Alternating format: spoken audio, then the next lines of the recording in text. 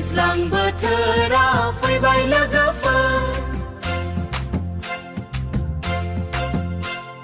गोथां गोथां माइफ्राबो जाफुंगोन दावहानि जिउआव रंजानाय लाबोगोन आलारि बाथौखौ सिबिनि थौदो गोदान माइयाव सिबिनि थौदो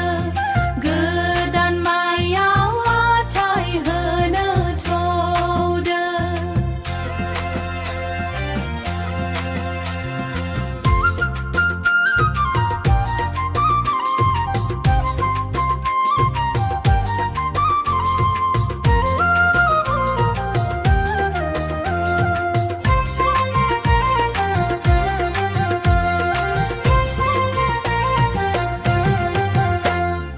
अखा बारखौबो नेवसिनानै